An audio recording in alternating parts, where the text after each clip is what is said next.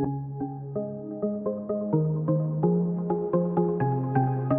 everyone, I'm Kat and welcome to my channel, Naturally Beautiful Girl. So today you may notice that I look kind of put together, but my makeup is probably, well, in fact I know it is looking a bit like a mess. And that is because I was recently watching Tashina Combs from Logical Harmony, and she was doing a Q&A and having people call in and ask her different questions. And one of the questions she got was how she kind of refreshed her makeup after work for going out. So I thought that was kind of a cool idea, and that person suggested that she do a video on it.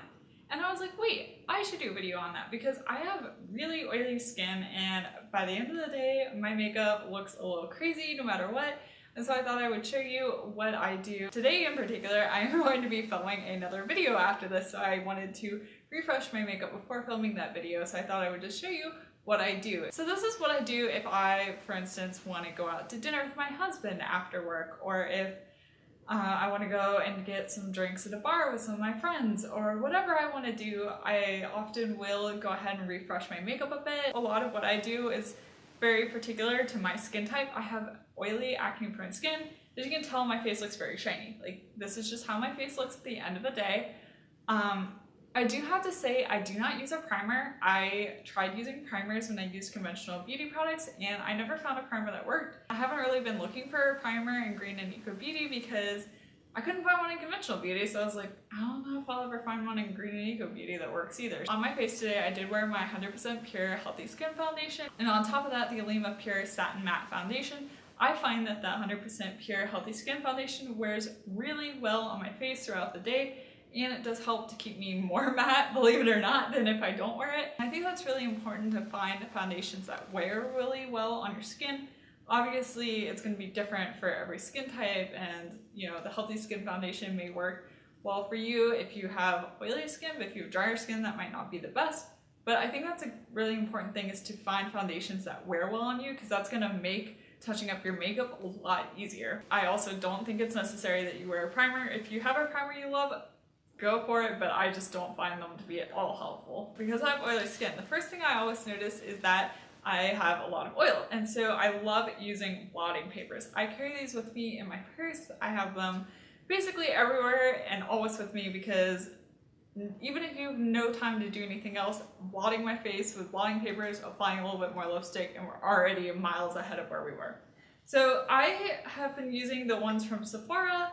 I have, in particular this time, their bamboo charcoal blotting papers. These aren't my favorite. I had their green tea blotting papers and I like those better, so I'll probably go back to those next time, but right now this is what I have. And so I'm gonna go ahead and blot the oil on my face. I'm not gonna show you blotting the oil on my face because it probably gross you out a little bit because there's a lot of oil, but I'll show you what it looks like after I blot my face. One more thing that I always do is I always blot my eyelids too, because my eyelids get really oily and my eyeshadow, I don't know if you can tell, but it is worn off my eyelid itself, and so I'm going to want to reapply some eyeshadow to my actual eyelid. And so I find that if I blot it with a blotting paper before I go ahead and put on eyeshadow, it helps the eyeshadow to work better than just putting eyeshadow on top of an already oily eyelid. So one of the things you may have noticed is when I did blot, I did knock some of the coverage, some of the foundation, some of the powder off my face,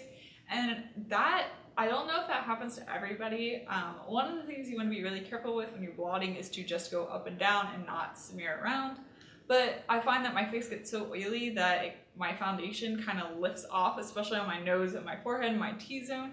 And so even when I go after it with blotting paper, it does take the foundation off a little bit, but we are going to be reapplying powder to kind of help even everything out and also give back more coverage. So first thing you want to do though is really assess where you need it. So what I will first do is I will blend in the areas kind of around here and just do a little bit of blending. You want to be careful not to apply too much powder, because with the oil, the foundation, the powder that you already have on your face, you can get cakey really fast. So you just want to start slow, and I like to just blend kind of in the areas that already are pretty powdered, just make sure everything is blended out, and then go and really apply more powder to like my nose and kind of the middle of my forehead where I need it the most. The powder I will be applying, of course, is my Alima Pure Satin Matte Foundation, but just use your favorite face powder, or if you use a setting powder, you could use that as well. But I find I like to apply a tinted powder because it does help to give a little bit more coverage where your foundation is worn off.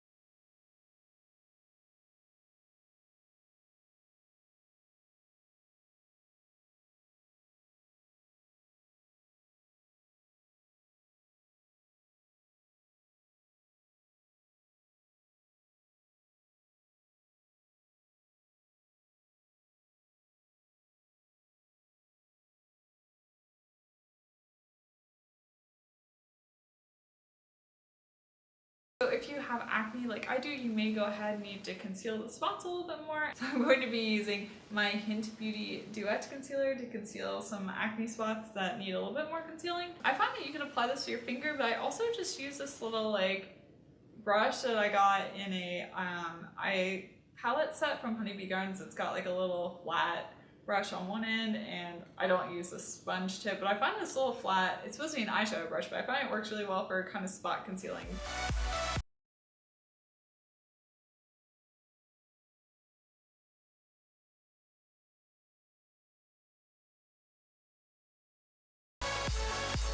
If you find when you're powdering your face it does look kind of cakey or powdery, you can almost hit it with a setting spray or a hydration spray, and the one that I use is the Jane Iredale Balance Spray. But I find that most of the time, because my face is so oily, that I don't really need to do that. So I think for today I'm going to leave it as it is, but if you find that you need to add a little bit more hydration or whatever to your face, go ahead and do that. As I said, my eyeshadow always creases and walks off my face, so I'm going to reapply. And today I wasn't actually wearing eyeshadow as eyeshadow. I was wearing the 100% pure gemmed Luminizer in the shade Rose Gold as my eyeshadow today, so I'm going to go ahead and reapply that to my eyelids. That's the interesting thing. I don't know if you have oily eyelids, but I find that my crease color normally stays fine. It's really just the eyelid, which makes touching up really fast and really easy. And especially if you use a product like this. This is what I actually use for my bronzer today too, which I don't think I need to touch up. That's looking pretty fine still, but if you use like a product like this and use it for multiple purposes, it also makes touching up easier, especially if you are doing it, for instance, in a bathroom, at your workplace, or something like that. So I highly recommend having multi-use products on days when you need to go out and do something after work.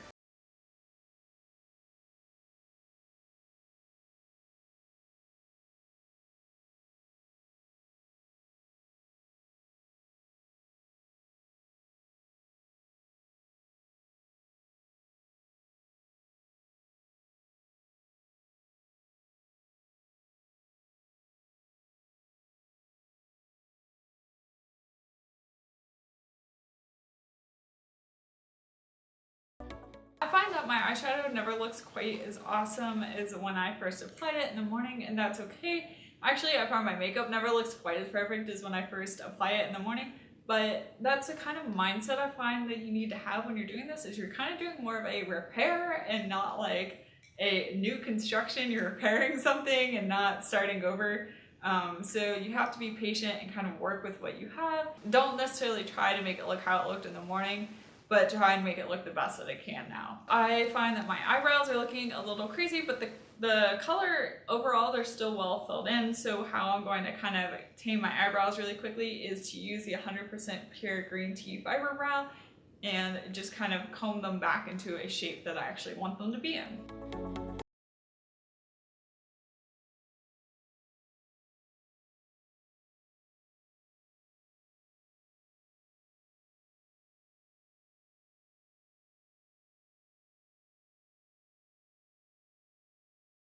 I already think that looks a million times better just having my brows come through a little bit. And the last thing I'm going to do is apply some lipstick. The lipstick I was wearing this morning was the Glory Boon lipstick in Soft Coral. I'm going to reapply that now. A lot of times when I am going out at night, I will apply a darker lipstick than what I was wearing at work. So you can go ahead and do that. A lot of times if I'm just going straight from work, I just reapply the lipstick that I had on, because then I normally have it with me anyways because I reapply my lipstick throughout the day. So I find that to be easiest, but if you're planning ahead, you can always bring a darker lipstick and apply that one.